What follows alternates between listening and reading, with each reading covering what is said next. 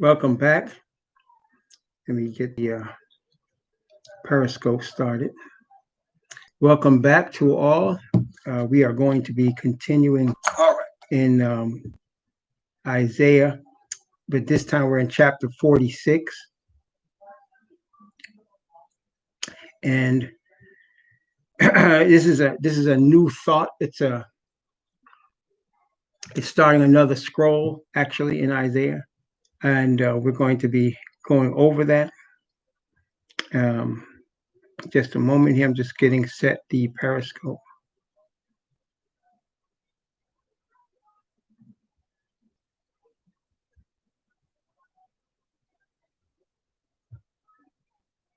Okay. All right. Let me make sure that the Pal Talk is working. Just a moment. Testing 1, 2, 3. Testing 1, 2, 3. Can you hear me in Pal Talk? Good. Okay, so let's get started. In the name of the Father and of His Son Yahweh Shah, in the name of the Father Yah, we will continue in this study by His Spirit and by His perfect righteousness. So, in chapter 46 of Isaiah, it starts another thought. It's dealing with, let's take a look at it just to start us off. It's Isaiah chapter 46. So we just finished chapter 45 dealing with the justification of a nation, the God of Jacob being the only hope of the earth, and the only hope, obviously, of Israel, this chosen people, the so-called Negroes, who are the true children of Israel. But Isaiah chapter 46 starts another thought. And let's begin it. I'm just going to read verse 1 just to give us the idea of the thought that's being started here. Isaiah chapter 46. I'm going to read verse 1. Bel boweth down, Nebo stoopeth. Their idols were upon the beast and upon the cattle. Your carriages were heavy loading. They are a burden to the weary beast. So he starts off talking about Bel and Nebo. Bel is the same as Baal. Baal is the same thing. It's the sun god of the Babylonians. Okay, it's the sun god of the Babylonians. And Nebo is not only is two things, it's a mountain in Moab, but it's also another Babylonian god. So we're talking, the subject here is Babylon. The subject is Babylon. Now, let's talk a little bit about Babylon, because Babylon, of course, is prominently mentioned in the book of Revelation. Now, initially, Babylon is the nation of Iraq, right? But Iraq is obviously not a world power at this time, nor will it be. But it was at one point the center of the most powerful government on the planet Earth. And so we go back to Genesis. We always go back to Genesis. It always ends up starting there in the beginning, right? Genesis, Bereshith, it always starts there. So just again, while we're here in Genesis 10, I want to just show you something. But before we do, let's start with Cush, the Hamitic people. So you have Shem, Ham, and Japheth, three different people from which geographically whole regions of people came from. Okay, so Shem is what we have now as Shemites, which the most prominent of the Shemites is the Israelite people, but Arabs are also Shemites. There's different sects of Arabs that come from Shem. Okay, but the chosen nation, the chosen people come from Shem, and that people is Israelites that come from the seed of Abraham. Okay, only them. Okay, so we talked about that. Then, of course, there's the Hamitic people from Ham, which we now recognize as the people that occupy originally, the original people that occupied the continent that we now call Africa. Okay, that's the Hamitic people. Then there's the Japhetic people that occupy the area of the earth that we call European. Okay, originally, we're going to talk about that too for a second. Okay, so out of these three, the whole world was populated. So your Europeans, Russians, Germanic tribes, all the way to China, that's Japhet. China, Japan, that's all based in Japhet. Lower than that in geographic scale, in terms of the southern part of it, going from parts of what we can now call Africa, across what we now call the Middle East, into India and even Southeast Asia, you have Shemitic people. which are mostly your Arabs, and Israelites being the most prominent among them. Then, of course, the large continent of what we call Africa, now after the European man Africanus, which goes to show you where things have headed. But anyway, that original land was called Kush, and that land is what we call Hamitic people. They originated, or they went into there after the flood. Okay, so among the Hamitic people was a man named Nimrod, who was worshipped as a god and established an empire. Okay, and the empire was founded, and the place was called Babel, from which you get Babylon. So let's take a look at that. And this is Genesis chapter 10. Genesis chapter 10. And we're going to start at verse 6, the sons of Ham, which is the middle son. You have Shem, Ham, and Japheth. So the sons of Ham, starting chapter 6. Cush, Mizraim, Put, and Canaan. These are the four sons of Ham. From these four, you have whole nations and multiple nations from these four sons. So you have, remember, these gentlemen coming off the ships, they were still living 200 and 300 and 400 years. They weren't living the 800 and 900 years that people have been living before the flood. Noah lived to be 950 years old. He was the last recorded man to live that long. After that, the lifespans started going down, but immediately his sons still lived to be 400 and 500 years old. So in 400 or 500 years, I've known cats that had 10 and 12 and 14 babies in their lifetime with different women. And these guys might have lived 50, 60 years. Imagine what a dude could do with 100 times more potency, which is what they probably have, maybe more. And he's living 400 and 500 years. How many children could he have? Okay, a lot. Okay, so now you're dealing with, that's why you had these nations. So now you got Cush, which is translated today in Ethiopia. But really, that whole continent that's called Africa was mostly Cush at that time, mostly Cush. Okay, it's been divided up by Europeans and then tribes and such, but it was mostly at that time, 4,000 years ago, you're talking about Cush. Okay, Mizraim is translated into Egypt. When you look up Egypt, you're going to see the word Mizraim, because that's where they came from. That was Cush's son, the second son, Mizraim. And he created Egypt, and then from him, Pathros and all that. That's where you got Put, that's Pathros, and northern part of Libya, Cyrene, and then Canaan, for what you got now, so-called Middle East, so-called. Okay, the Philistines, which are now Palestinians, same word, actually, Philistine and Palestine, same word. That whole land, Canaan, that's Canaan's land. Okay, that was being taken from him. That's another story. Okay, so now you have the sons of Ham. Now, Cush begot, let's go read it from verse 8. Cush begot Nimrod. He began to be a mighty one in the earth. He was a mighty hunter before Yahweh. Wherefore it is said, even as Nimrod, the mighty hunter before Yahweh, he was exalted as a god. But before Yahweh means instead of. Okay, he's a god instead of the Most High. He was a powerful brother. Okay, brother he was Hamitic. All right. Now, his kingdom. Notice that in the beginning of his kingdom, Nimrod had a kingdom, a world kingdom. All right. And it says the kingdom, beginning of his kingdom was Babel, which you get Babylon. That's the original. Iraq, Akkad, Calneh, in the midst of the land of Shinar.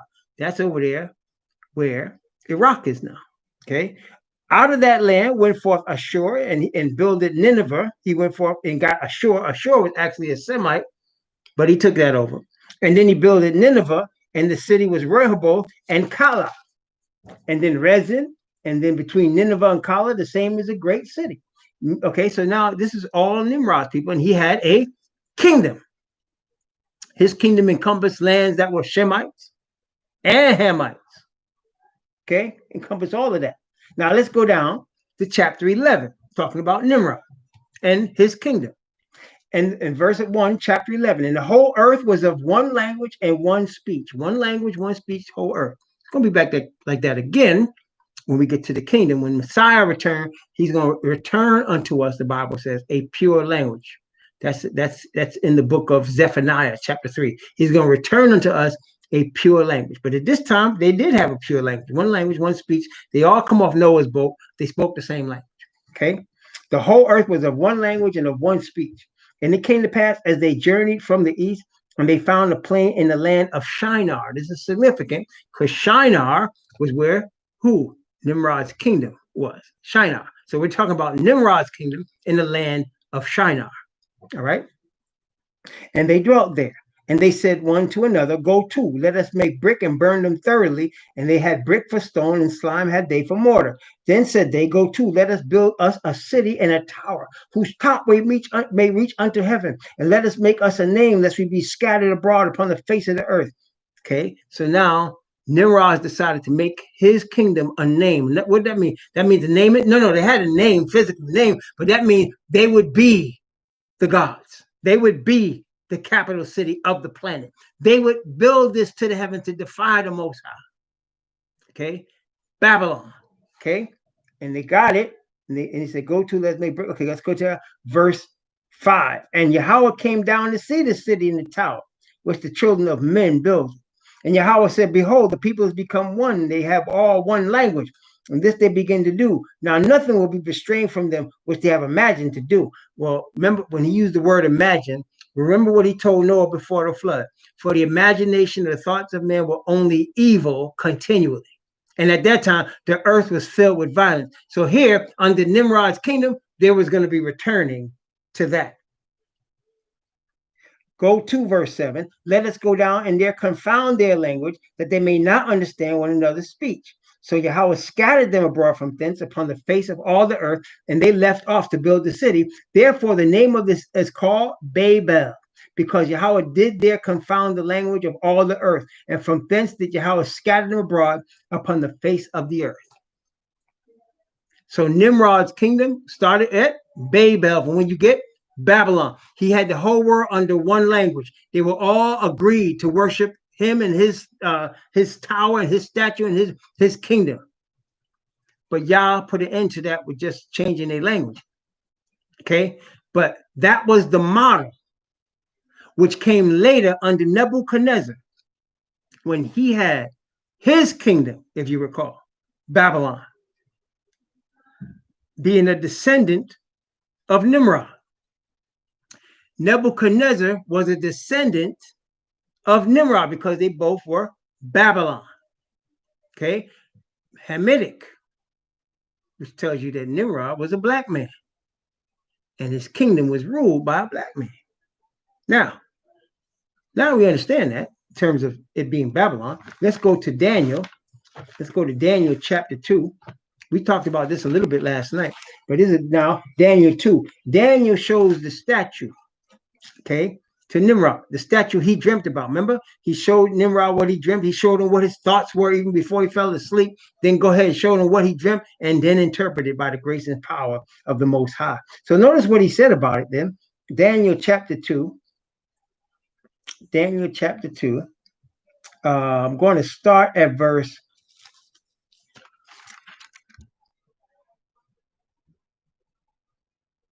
I'm going to start at verse 26. I'm going to start at verse 26 and go down to verse 36 for starters. 26 to 36. Talking about Babylon, okay? This is where Daniel is when Nebuchadnezzar asks about this dream. Nebuchadnezzar is the king of Babylon, which started off as Babel, the capital city of Nimrod's kingdom, the Hamitic period, Nimrod, okay? Who came from Cush.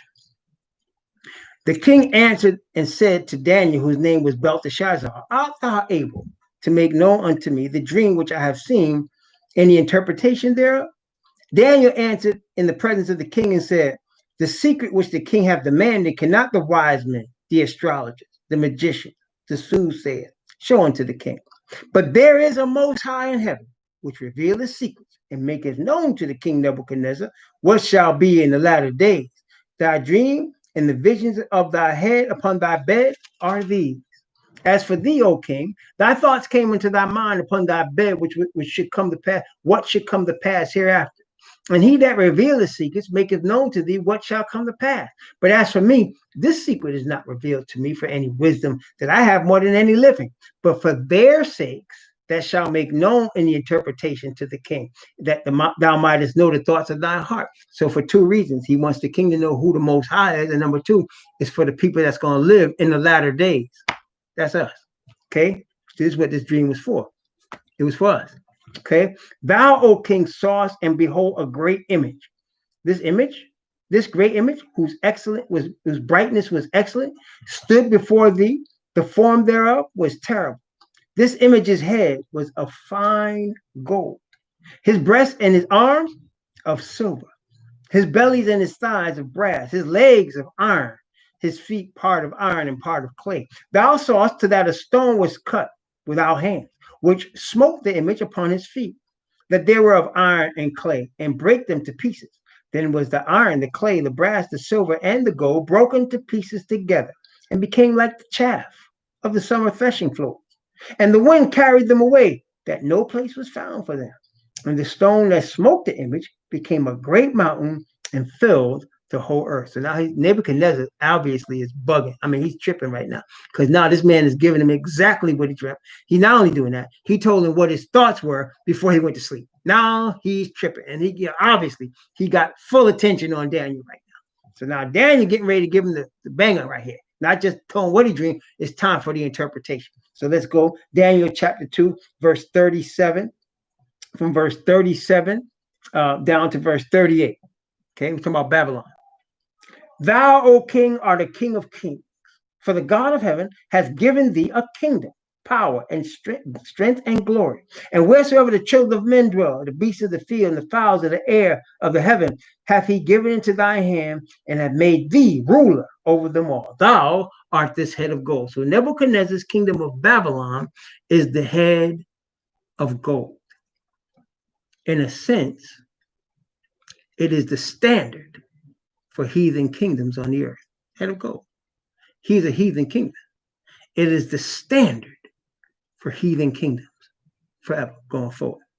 Every heathen wants to have a Babylonian kingdom like Nebuchadnezzar had, or even like Nimrod had, where everybody speaks your language,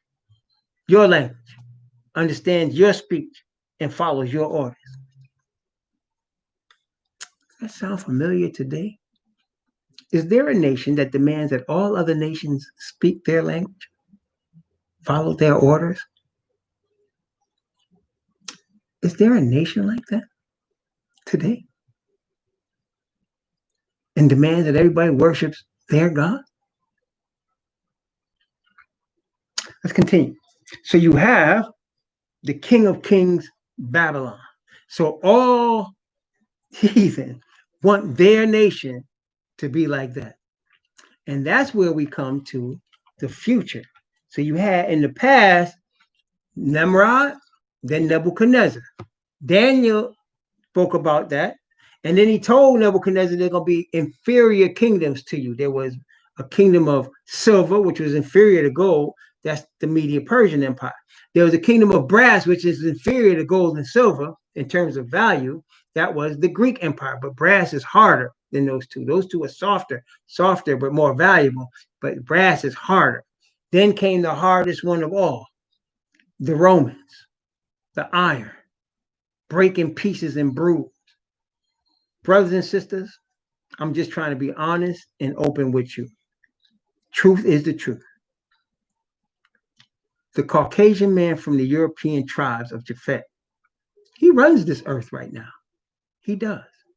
But what we need to understand about him, that the Caucasian man from Europe, the sons of Japhet, Gog and Magog, is the most violent and ruthless group of people that ever walked this earth. That's why they're iron. They break in pieces and bruise. They rob and take. And you Caucasians might be offended, but if I can admit that I'm the true Israelite and my people are in captivity to you because we worship other gods, and that's why all this happened to us, you should be able to admit what I just said is true, because it is. Over the last 2,000 years, the iron has ruled. And it is the most violent and oppressive people that ever walked this earth. That's why, for us as Israelites in the modern era, it is fruitless for us to look to these people for mercy, for us to look to them to be fair. They're iron. They break in pieces and bruise. They rape and take. And then they'll never give back because they have the power. The only way they're going to give up power is when their kingdom is completely annihilated. And that's what Yah is going to do. Nebuchadnezzar was the head of gold, the highest standard of the heathens in terms of a kingdom. They all strive for that, but they're lower forms of it. See? That's why you had before the iron was the brass, the Greeks. Alexander the Greek, another ruthless European. Ruthless. Cold-hearted. After power with a thirst that could not be quenched. That's why he died when he was 32 years old, trying to conquer the earth. 19 years old, he was already subduing nations. Military genius, but ruthless, man. And now the Romans come after that, even more ruthless. We're under that system right now. And because they want their system, see, to be modeled after Nimrod's system, that's why Revelation 17 comes to play. And that's why you have these the top religions of the earth right now, all are founded in Yafet. Because he wants to rule the earth. Your Far Eastern religions, Chinese, Japanese, Yafet. That's Buddhism, right? Even Yafet has influenced Hinduism. Right? Wait. You talk about Judaism? Judaism, that's working with Rome. Straight up. Rome and Islam. Islam, Muhammad founded his religion in the 7th century with a woman called Khadijah, whose father was a Catholic. Taught him how to read. That's how he got Islam. It's all based in Yafet. Why? Because it's prophesied. They're the iron. They're going to rule at the end. Okay? They're Gog and Magog. We'll talk about that in a minute. But now, Revelation chapter 17. The great whore. See, everybody wants to be like Nimrod and Nebuchadnezzar. Okay? That's why we get Revelation, and it talks about them as Babylon. That's where we are. And the system that's modeled after Babylon. Revelation chapter 17. From verse 1 to 5. Revelation 17, 1 to 5. And there came one of the 7 angels, which had the 7 vials, and talked with me, saying unto me, Come hither. I will show unto thee the judgment of the great whore that sitteth upon many waters, with whom the kings of the earth have committed fornication, and the inhabitants of the earth have been made drunk with the wine of her fornication.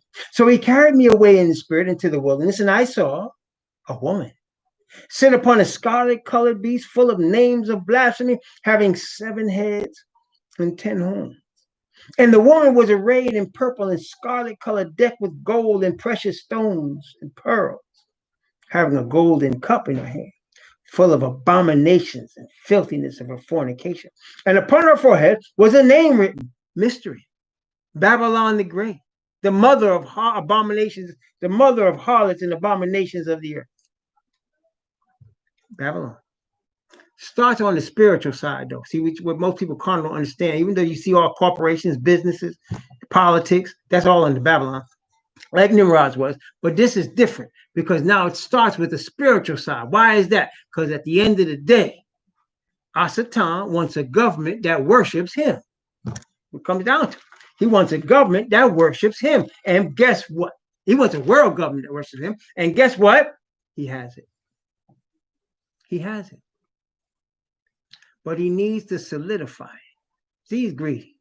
Because in Yah's kingdom, all the inhabitants of the kingdom are going to worship Yah in righteousness and truth. So therefore, Asatan, being that he wants to be like the Most High, he needs all the inhabitants of the earth to worship him. He doesn't care what you call yourself. Catholic, SDA, Baptist, Pentecost, Mormon. He don't care what you call yourself. You are all worshiping him. That's all that matters to him. You're all operating and dependent on his system. That's all that matters to him. And now you're his. Okay? But he has one people that had given him a problem, and it's going to continue to give him a problem. Why? Because the Most High has said, I am redeeming Jacob. Remember?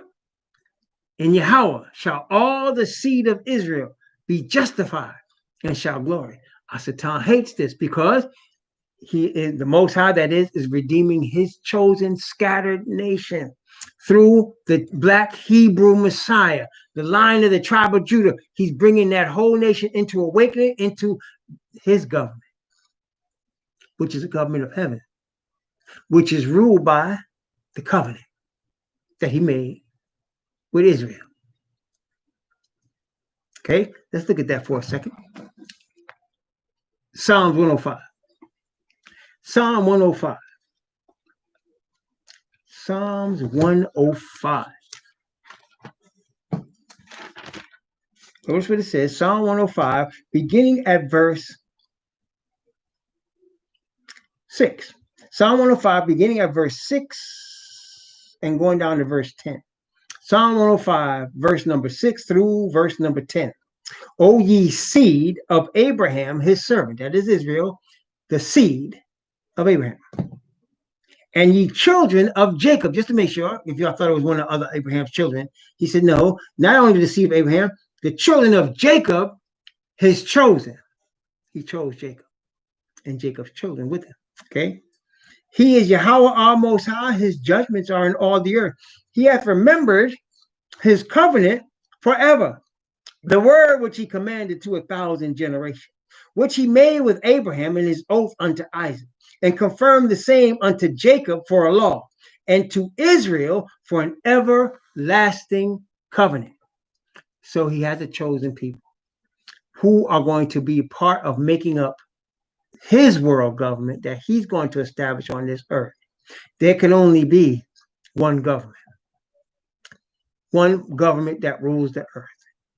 Asatan is determined that it's going to be the beast of Rome, and that he's going to use the United States of America as the strong arm, as the muscle that brings that to pass.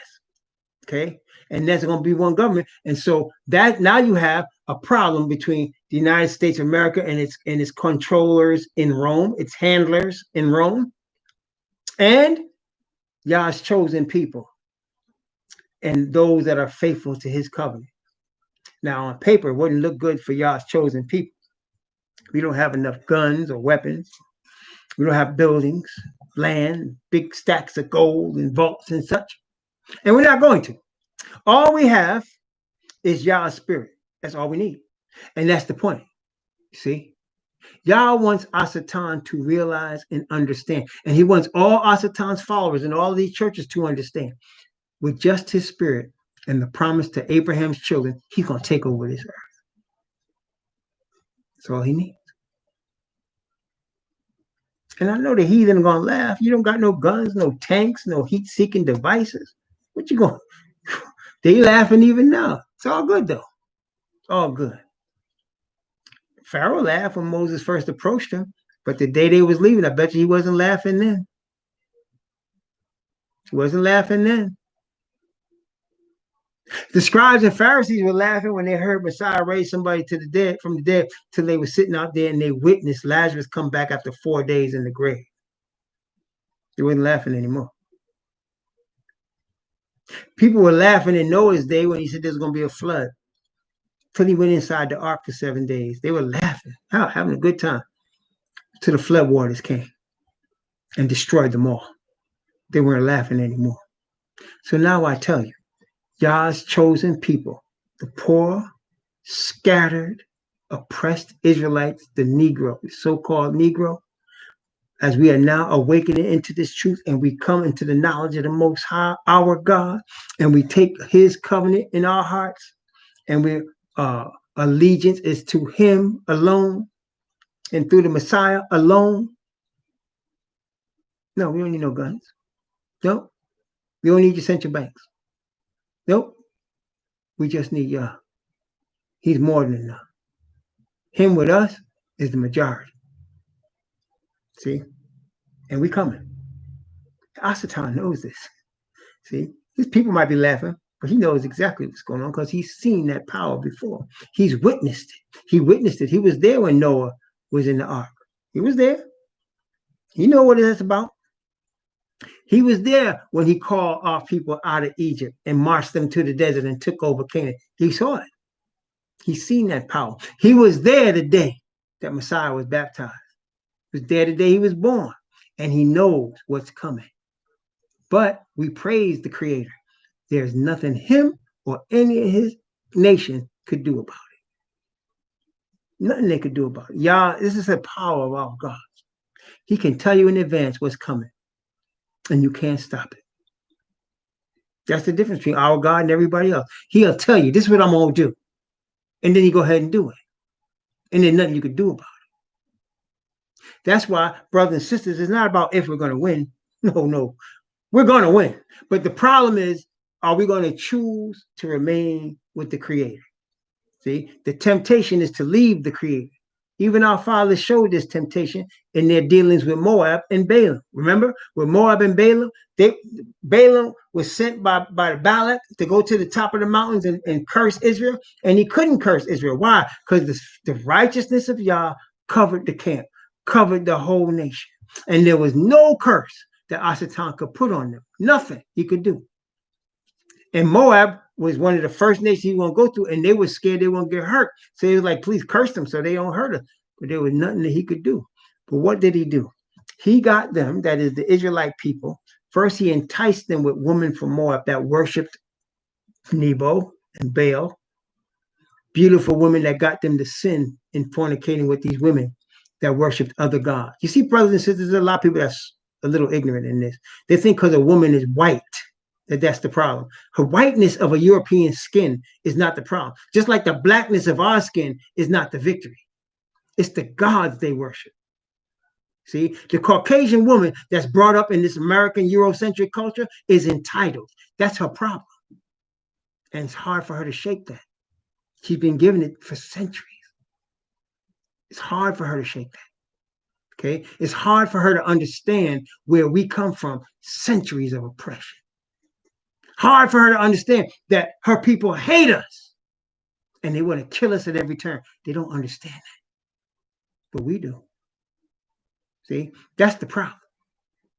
That's the problem. So with a black man dealing with a Caucasian woman, it's not because of her color. It's her culture. It's her gods. It's how she was raised. See, the Moabite women were black women. They weren't Caucasian that came over into the Israelite nation. These were children of Lot, the cousin, the nephew of Abraham. These black women. And they came over there, and it was their gods that caused the problem. Our fathers were fornicating with them, and the fornication was because they were having sex with women that worshiped a different God. They were unequally yoked, and they brought that idol worship into the camp, and that caused the blessing to back up off of them and caused 23,000 of them to die. See? And that's all Asatan can do today. He can entice us with our weaknesses and cause us to choose his kingdom. That's what he does. He can entice us with our weaknesses and cause us to choose his kingdom, therefore lose the blessing of perfect righteousness from the Most High. Other than that, there's nothing he could do because Yah is not passing over them. He's coming through. And when he comes through, they're going to have a problem. Okay, that's why we as Israelites must get it in our head. Forget this money, forget this world, forget the power of these entertainers. Don't get blown away by what you see in these entertainers and tripping about so-called stars. Your Savior is way above that. And his spirit cannot be compared. They can't compare. He's waiting for us to wake up. And brothers and sisters, modern Babylon is going to lose. The only question is, are we going to be with the winners or not?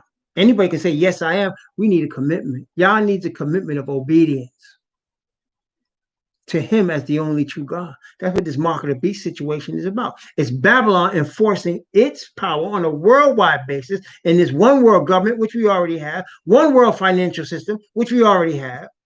one world religious system, which we already have,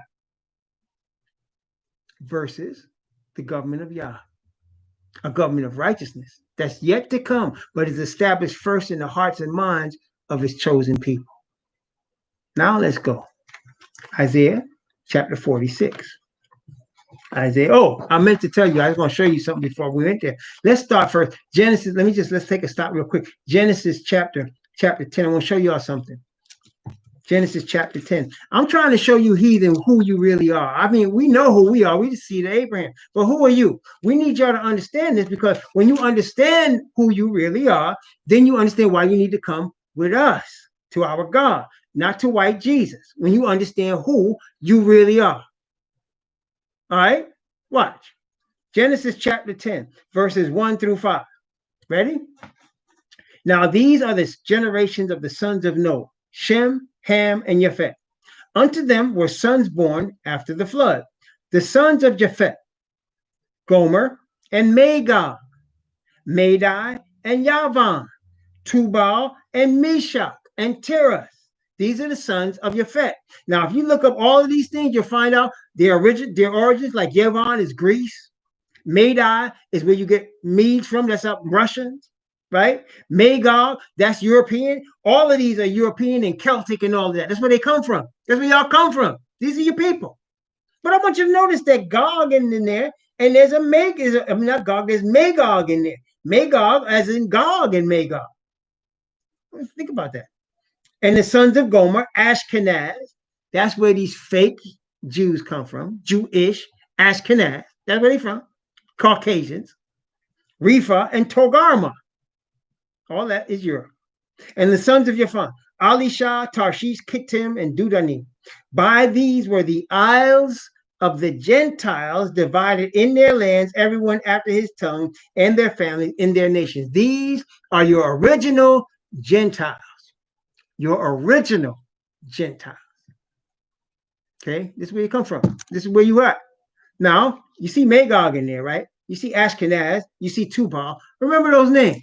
Let's go to Ezekiel chapter 38. Let's go to Ezekiel 38. I want to tell y'all who you are in this day and age. I want to show you what's going on. See, I had some fool come here about, you guys blaming everything on the white man. How's that working out for you? Yeah, we want to see how it works out for me, fool. Watch this. Ezekiel chapter 38. I'll read from verse 1 down to verse 4. Right? Ezekiel 38, 1 to 4. I'll actually read to verse 7. Why not? Notice what it says. And the word of Yahweh came unto me, saying, Son of man, set thy face against Gog and the land of Magog. Again, these are your Europeans. And he's commanding, that is Yah's commanding his prophet, set your face against them. The land of Magog, chief prince of Meshach and Tubal. So Gog is the chief prince of Meshach and Tubal, the sons of Japheth. And say, thus saith Yahweh the Most High, behold, I am against thee, O Gog. I'm against you Europeans. And the chief prince of Meshach and Tubal. I will turn thee back and put hooks into thy jaws, and I will bring thee forth, and all thy army and horsemen, all of them all of them clothed with all sorts of armor, even a great company with bucklers and shields, all of them handling swords. Persia and Ethiopia and Libya is with them. So in other words, you got sellouts that are with them. Always gonna have sellouts. Always. Judas was a sellout. Hasatan himself is the original sellout. You're always going to have sellouts all the way to the end. See, that's why you got people from that. It's not saying all of the people from these countries are with them, but some of them are with them, because these countries also have people that are saved as well. Okay, all of them shields and helmets. Gomer, there's another Japhet, and all his bands in the house of Togarmah of the north quarters, and all his bands and many people with him. So this is led by the Caucasians. This movement against the Most High is led by the Caucasians at the end.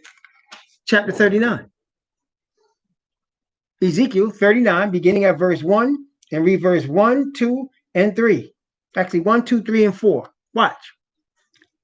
I'm going to show y'all who you are. The Bible is showing you who you are. Accept who you are. Hey, listen, we were cursed. 2,000 years of curses. Believe me, we know what that's about. Y'all been on top, but we got to show you who you are to try to redeem your soul. That's what this is about. Some fool asked me, where has this gotten you? Blaming the white man. I'm saying this is your opportunity to redeem your soul. This is your opportunity to be saved. It's coming from a Hebrew. This is your opportunity. You can laugh if you want to. You can receive it or reject it. That's not up to me. It's up to me to show you. What you do with it is between you and this creator that's getting ready to judge you. Therefore, thou son of man, prophecy against Gog. Prophecy against Gog. And say, thus saith the Most High Yahweh, I am against thee, O Gog, chief prince of Meshach and Tubal. I'm against you, Europeans. I'm against you. I will turn thee back and leave but the sixth part of you. 1/6 of y'all, apparently, going to come to this truth. 5/6 of y'all going to be destroyed. I will curse thee. I will cause thee to come up from the north parts and will bring thee upon the mountains of Israel. See, that's why y'all get destroyed. It ain't like we go hunting for you. As you've been doing for 2,000 years, you're going to try to discover the kingdom. You're going to try to discover it. Only this time, when you come with your smiles and your swords or whatever, you're going to have a problem. I will turn thee back and leave but the sixth part of thee, and will cause thee to come up from the north parts, and will bring thee upon the mountains of Israel. And I will smite thy bow out of thy left hand, and cause thine arrows to fall out of thy right hand. What is that saying? See, y'all live by your sword. You live by bombs and guns and such. It's not going to help you. They're not going to help you. See? You think you got Smith & Wesson on your side? You can insure yourself by Smith & Wesson? Go ahead and do that. But when it's time for the creator to do work, when he come through, that's not going to help you. Thou shalt fall upon the mountains of Israel, thou and all thy bands and the people that is with thee. And I will give thee to the ravenous birds of every sort, and to the beasts of the field to be devoured. Gog and Magog. That's you Caucasians. Wait a minute. One more place. Revelation chapter 20. Revelation chapter 20. I'm going to start at verse 6 and go down to verse 9. Verse 6 to 9, Revelation chapter 20. See, the beast is from Gog and Magog. That's European. The Christianity is from Gog and Magog. That's European. Okay? All of this stuff comes from the north. And brothers and sisters, it's leading the charge against the kingdom in the Bible. We just read it. Again, here's one. Here's one. Revelation chapter 20, beginning at verse 6 and going down to verse 9. Y'all need to know who you are and who your history is. You're not innocent. You're getting ready to be destroyed. You need to repent. Blessed and holy is he that hath part in the first resurrection. On such the second death has no power. But they shall be priests of Yah and of Messiah, and shall reign with him 1,000 years. And when the 1,000 years are expired, listen carefully, Satan shall be loosed out of his prison, and shall go out to deceive the nations which are in the four quarters of the earth. Who are those nations led by? Gog and Magog. You Europeans are leading the charge with Satan to gather them together to battle, the number of whom is as the sand of the sea. And they went up on the breadth of the earth and compassed the camp of the saints and the beloved city, that is the New Jerusalem. And fire came down from Yah out of heaven and devoured them. So, brothers and sisters, Gog and Magog, you Europeans, in your history of privilege, white privilege, and oppression and robbery and thievery, your leaders are going to lead the charge against the Creator. We just read it. No, you don't have to believe that. I'm believing the Bible. That's why I'm teaching that. And most so-called Christians believe the Bible. And here it is right here in black and white. Y'all are Gog and Magog. That's where you come from. That's who you are. And you've been used to running things for 2,000 years, but it's about to flip. The script's about to flip. And his chosen people are now the tail. They're about to be made the head. And right now, his chosen people's character are being developed in perfect righteousness so that they'll be prepared to be the head of the kingdom and government of Yah. Now let's go to Isaiah 46. Now let's go to Isaiah 46, where we left off from verse 1. Isaiah 46, verse 1. Bel boweth down, Nebo stupid. Their idols were upon the beast and upon the cattle. Your carriages were heavy loaded. They are a burden to the weary beast. They stoop, they bow down together. They could not deliver the burden, but themselves are gone into captivity. Remember what the scripture says in Revelation? He that leadeth into captivity shall go into captivity. He that killeth with the sword must be killed with the sword. Gog and Magog have lived 2 millennia of bringing people into captivity and killing with the sword. And now the time is coming when they are going to be led into captivity and killed with the sword. Repent. That's your only option. There's nothing else you could do but repent. And that's why we praise the Most High, because the poorest ones in the system of Babylon, among the Gog and Magog's peoples, of the Yafet peoples, the poorest ones are the ones that's going to come. The ones that's profiting off this system, they're not going nowhere. They're going to be the ones that's going to be destroyed. But you poor ones, praise y'all that you're struggling and that you're poor, because you have an opportunity to join with the Israelite people, to come to the true people, you heathen, and be grafted in. You got a chance to do that, to receive the same righteousness. Remember, circumcision is saved by faith. The uncircumcision is saved through faith. And some Israelites have a hard time with this. You mean after 2,000 years of oppression, they get to be saved? Hey, I didn't make the rules. That's the Most High. I'm not going to argue with him. I mean, one could make an argument. How could the people that put Messiah to death be saved? Can't they? Yet here we are. It's not for us to judge who Messiah and Most High decide who he's going to save and who they're not going to save. Israelites really somehow, now how they oppress us like that and they're going to get saved? Not all of them, just a remnant. Those that acknowledge who we are and who our God is and follow us, they can be saved. Don't be as oppressed. See, the Bible says, envy not the oppressor and choose none of his ways. Our God is not like them. They're going to get what they got coming, and we're going to get what we got coming. Praise the Most High, Yah. Watch this now. Verse 3. Hearken unto me, that is Yahweh, O house of Jacob, and all the remnant of the house of Israel, which are born by me from the belly, which are carried from the womb. See, this is how close the Most High is to the chosen seed. He likens it into a baby that he born like a woman, that he carried and birthed. That's how he likens the seed of Jacob to. That's how he likens Israel to. Praise the Most High. And even to your old age, I am he. Even to hoar hairs will I carry you. I have made and I will bear. I will even carry and will deliver you. See, we're in the Gog and Magog system. This is the government of Gog and Magog. This is the government of spiritual Babylon. That's where we're at. And he knows it. And he's going to deliver us from it as we turn back to him by obedience to the covenant, through the spirit of perfect righteousness, the faith of my Messiah. Let's continue. To whom will ye liken me and make me equal and compare me that we may be like? They lavish gold out of the bag and weigh silver in the balance and hire a goldsmith and maketh it a god. They fall down, yea, they worship.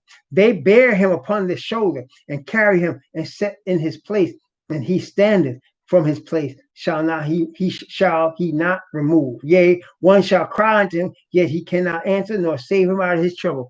That really describes the Buddha, doesn't it? I mean, you go to the Asian places, like you go to Malaysia and go to, not Malaysia, that's Muslim, but you go to Thailand, they believe in luck.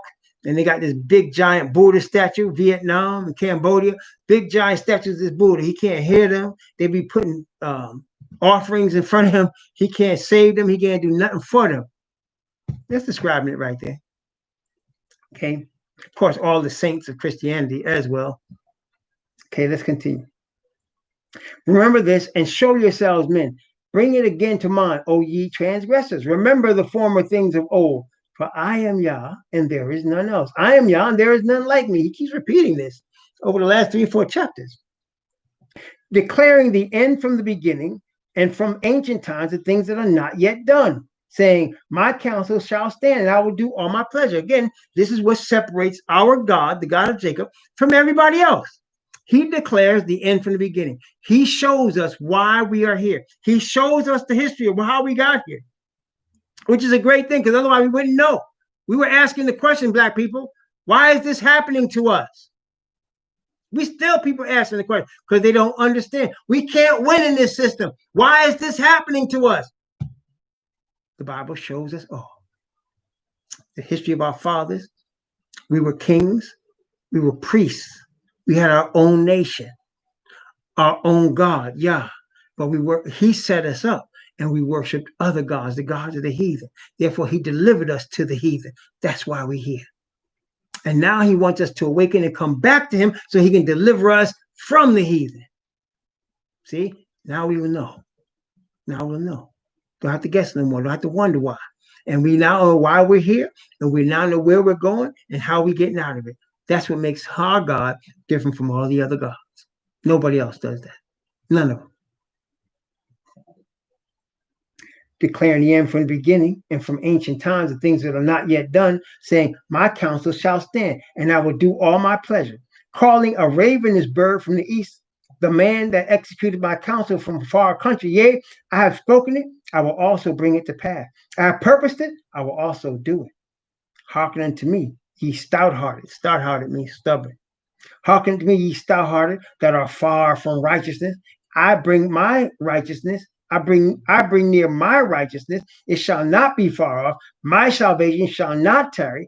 I will place salvation in Zion, for Israel my glory. See, only reason I say we're the only chosen people is because he says that. The Bible says that. And the only reason I believe he says that is to keep his promise to Abraham, Isaac, and Jacob, who he named Israel. So because of the oath of his word, he has the chosen people. It's not because we're the smartest or the most talented or the best entertainers or the best athletes or we have the most inventions. It's not because of that. It's because of his promise to Abraham. He's going to make it come to pass as he promised it. So we have a chosen people. It's the so-called black man. And you Europeans come from Gog and Magog, and he's telling you, you're going to continue on your path and end up fighting directly against him with Asatan leading you, and you're going to be destroyed. That's why he's giving you an opportunity to be saved through faith. Through the righteousness of faith that he gives through Messiah, who is a Hebrew Messiah of the tribe of Judah. He's giving you this opportunity. Because you can't help where you're born, right? I mean, I can't help what color I'm born or where I'm born or who my family and my parents are. None of us can. And he's made provision for all of us. Through the Hebrews by faith, to the Gentiles through faith. He's made provision for all of us. Because ain't but one government going to rule this earth ultimately. Only one. See, right now you got one. It's Babylon. You got one. All the nations of the earth under the same government, under the same umbrella, under the same economic system. I don't care if they call it communist. Look here, you got the opposite sides of a spectrum. You got communism, which is an extreme form of government on one side, and capitalism, which is an extreme form of government on the other. And guess who the biggest trading partners is right now? The communist China and the capitalist United States. See, it's one government. Okay, ain't no joke. This is the real deal, man. We're already here. The only thing that's now waiting is the seal of his servants. And that's what we're dealing with right now. The awakening as to who we are, the true Israelite people, for both the Israelites to know and for the heathen to know. That's what we're waiting for. That's it. That's where we at. That's where we at. And he's telling you, Baal is going to be falling. Baal is falling. Babylon is falling. The kingdom of Yah, he said, I will place salvation in Zion for Israel, my glory. In Yahweh shall all the seed of Israel be justified and shall glory. World without end, he said. Yes, indeed. So that's two sides you're dealing with. Which side are you on? Who are you with? That's for you to decide. May the Most High bless you that you make the right decision, because too late is coming quickly.